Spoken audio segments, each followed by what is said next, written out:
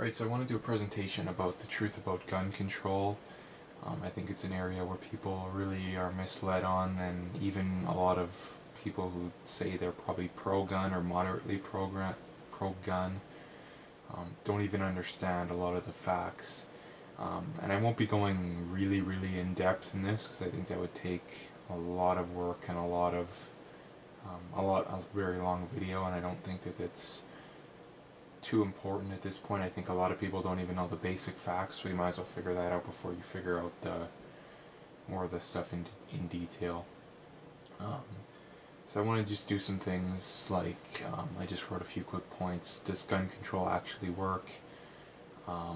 Is comparing the US to other countries like Canada and the UK, is it a fair comparison, I think is the first question, and if so, are they comparable? Because I think that's something that people instantly do within the US, and then whenever someone outside the US wants to loosen gun control, the argument is, well, look how violent the US is, we can't have that, and then on the flip side, inside the US, it's, well, look how much less violent these other countries are.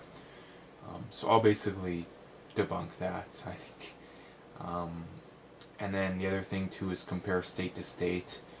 I think it's important to first understand why the US is more violent, and that's getting to the point to why comparing the US to the other countries isn't really a fair comparison. And I would say pretty much all the stats I got from the US are from FBI crime stats or various websites that got their stats from FBI crime stats. I'd say probably 95% of the stuff I got was from that. And then generally, if I couldn't find something that was from them, I just wouldn't use the stat, just because I didn't really know how reliable it is. The Canadian stats are from Stats Canada, and then the UK one is from one of their governmental places. And I know people are going to debate the stats. A lot of people that disagree, there's no amount of facts you can bring to them that'll change their mind, so I'm not going to change their mind anyway. But basically getting into it, the US murder rate 5.3, Canada is 1.8, the UK is 1.2. The US murder rate between 1970 and 1995 never goes below 8 per 100,000. The Canada murder rate in that period stays between 2 and 3. But it has been consistently trending down since the 70s. I wouldn't say perfectly consistently, but fairly consistently. And then the highest amount of murders occurred in the late 90s and early 2000s after the handgun ban had already been put in the UK. So again, that's when people argue that the UK gun control, or the UK murder rate and violence in general is so low because of their gun control. I would say all you need to debunk that is that their highest amount of murders occurred after their gun control, their big gun control ban of 1996 was the year they put it in, was put in. So I think that stat pretty much in and of itself debunks the UK. Here's some charts from this stuff. This is in Canada. Homicide is in blue. As you can see, it's pretty much consistently trending down. The gun control thing was put in Canada, I believe, in the mid-90s. I don't know the exact year. US murder rates also been trending down, or trended up, along with Canada in kind of the early 70s. It stayed up until about the mid-90s, and then started trending down ever since. And then there's the UK. As you can see, the Firearms Act was put in. It's marked here on the bottom right chart, and then murders kind of definitely go up, and then they do trend down a little bit ever since then, but the UK murder rate has been very steady ever since their gun control. Other stuff, as far as the US goes, here's a chart for gun ownership within the US. As you can see, it's been pretty steady. Another thing, the amount of guns has nearly doubled, or has doubled, sorry, in the last 30 years. and every year it's estimated that over 10 million guns are sold in the US now. So that's a very crazy stat, and if you ask your typical leftist or person who believes in gun control, they always say that more guns should mean more crime, and the fact that 10 million guns a year are sold in the US and the murder rate is not going up kind of contradicts that. Prior to Canada's gun control, 22% of Canadians own guns. In 2015, the number is 9%. So I would say, I just made this point. So why is the amount of the amount of people owning guns is cut more than half, but the murder rate has only gone down slightly, and I would say very slightly. It's at about 1.8 per 200,000, or sorry, per 100,000, and the murder rate in Canada prior to the gun control was around 2 or a little over 2. So the murder rate barely going down, but yet the amount of gun owners going way down. If gun control works, the number should be fairly parallel or consistent. Another point, the U.S. murder rate has been cut in half during that same amount of time, since about the early to mid 90s, but yet the gun ownership has, the gun ownership rate has stayed exactly the same, or pretty much exactly the same. It's gone from 54% in 1994 to 47, so it's gone down 7%. The gun ownership rate, but the murdership rate has been cut in about half. So again, if gun ownership is the same, or relatively the same, then why hasn't the murder rate stayed about the same? Which, according to a pro-gun control theory, that should be how it works. And if a anti-gun control theory is correct, well, we should see exactly that the murder rates, the murder rate and the gun ownership rates don't really correlate. Gun control within the USA. Here's the points I want to make about how gun control comparing gun control in Canada is, for example, is unfair to comparing it to the US, and I'm going to get into the reasons why. So I say basically you have to establish that the US, or the areas within the US that have looser gun control, have more crime. Because contrary to most people's opinion, or most people's knowledge, gun control within the US varies very greatly state to state. Some states have gun control that's probably even comparable to a place like Canada, and then some states have very loose gun control. So I think that's something that people within Canada and the UK don't understand, is that our gun control is federal. The US, it's a state-to-state thing, so that's something to keep in mind. Alright, so these are the states with the highest rates of gun ownership. I won't go over them, you can kind of read through them. But long story short, they have an average murder rate of 4.01. I did put that the country average was 4.9, but I think that was for the same year that I got the murder rates for these states from. I had in one of the first slides it was 5.3, but obviously it's just probably a year or two difference, so not a big deal there. Again, the states with the highest rates of gun ownership, lower murder rates than the US average. And then I have the states with the lowest gun ownership. They have a murder rate of 3.88, almost exactly the same as the 4.01 that the ones with the highest have. So if clearly we can establish at this point that gun ownership has nothing to do with murder, because that's a difference of about 1% as far as murder rate goes. And if anyone's willing to argue that 1% is a true difference, then I don't know, you're pretty insane. So let's look at constitutional carry versus other stuff. Alright, so within the US they basically have three different forms of carry laws. There's constitutional carry, which means you can carry a gun as long as you're not prohibited from carrying it in the first place. So basically unrestricted. The other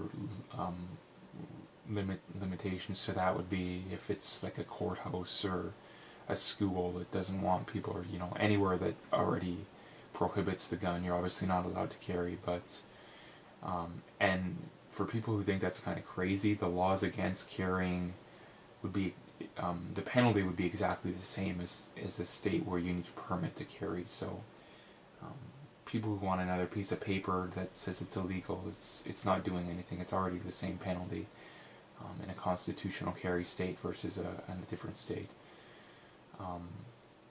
So the other ones are may issue, and then there's shall issue. Shall issue basically means, I have it wrote down here, shall issue, you can get a permit as long as you meet minimum requirements set up by the state, and then those do vary a little bit. Generally it's like a 1 or a 2 day course from what I found. And there's may issue, which is considered the most strict, and may issue is there's a lot of red tape and stuff involved in getting a permit. A lot of states won't even give you one. Even if you can prove that your life is in danger, a lot of states wouldn't even give you one. And there has been cases within Canada where people can get carry permits if they can prove their life is in danger. So when I said that some states have gun control that is comparable to Canada, I wasn't really joking. The may issue states I do have up there. I don't have the shall issue states just because they are the majority. I didn't want to write like 30 states down. I do have the constitutional carry states here, and I believe South Dakota was actually just added in this. I also noted that 3 of the 4 states with the lowest murder rate in the country are constitutional carry states. I didn't include Hawaii just because they're not really on the mainland. And for anyone saying that that's not fair, I didn't include Washington, D.C. in the highest murder rate states because technically they are a state. So they kind of balance out. I just put it that way. But again, if gun control works within or doesn't work within the U.S., then why do 3 of 4 states with constitutional carry are also being 3 of the 4 states with the lowest murder rate? If the gun control in the U.S. doesn't work, then the states with constitutional carry should have the highest murder rates. And considering I have it here, average murder rate 3.79. Again, that's lower than the may issue states at 4.04. So if gun control works, then why aren't those numbers more than reversed? If gun control doesn't work, if the gun control laws in the U.S. don't work, and you want to make the argument that they should be stricter, then the average murder rate of constitutional carry states should be well above 5, and the may issue states should be even lower than this. And considering those are both not the case, I think it's safe to say that the gun control within the U.S. is not actually that bad, and the reason they have higher murder rates has nothing or very little to do with their gun control laws. So I want to get into some other stuff. Crime rates by race. This is murders. Whites 36, blacks 24, Hispanic 15. Whites commit 33% of murders, but are 61% of the population. Hispanics 13% of murders and are 18%. Blacks 51% and are 12% of the population. And again, if gun control works, then why aren't whites committing way more murders than they are? And basically, just to throw this out there, I don't want this to be a big to be taken the wrong way. I'm definitely not saying that if you see an individual black person that they're more likely to kill you. All I'm saying is that these are averages. So doesn't mean that one specific black is bad and one specific white is good. I'm just talking about the group as a whole. So if gun control works, then we should see different races committing murder at almost the same rate, if not pretty much the exact same rate. And since we don't see that, I think it's safe to say that why crime is happening is not really a whole lot to do with gun control, and to do with issues within the black and to a lesser extent the Hispanic community. And I also want to throw this out that we know from crime victimization surveys that blacks are not unfairly targeted. I know a lot of people will make that argument, but basically the crime victimization surveys are surveys where people get called up and asked if they've been a victim of a crime, and then they basically find out from the people who are the race, the age, the gender, and everything. So that basically debunks the blacks are unfairly targeted. And I know they are disproportionately in prison, but then there's other reasons for that. I think some of it may be due to racism, but I don't think much of it is. Things that actually cause crime. This is not the only reason. Obviously, I'm not going to make this argument, but I think it's one of the big reasons is a lower IQ population. And then basically a study has found that the average person in jail in the U.S. is 92, or the average IQ of a person in jail in the U.S. is 92, which is 7 to 8 points below the U.S. average. And then I have some just points over here. And the reason why that I would bring this up, or someone would bring this up, is that we've basically found out that blacks are responsible for the most crime disproportionately, then Hispanics, then whites, and then it follows IQ. IQ follows that the same. Blacks have the lowest, then Hispanics, then whites, and so on and so forth. Basically, to sum it up, the U.S. has a high murder rate, higher murder rate than countries like Canada and the U.K., but it is very misleading and lying to say that because of Canada and the UK having stricter gun control that they have lower murder rates. This is evident because both Canada and the UK have similar murder rates before their gun control laws, and the US has had a similar, if anything, looser gun control than they did a generation or two ago, yet they have a significantly lower murder rate. Also, if gun control works, then the USA should have a higher murder rate than they did 25 years ago, and Canada and the UK should have a much lower murder rate,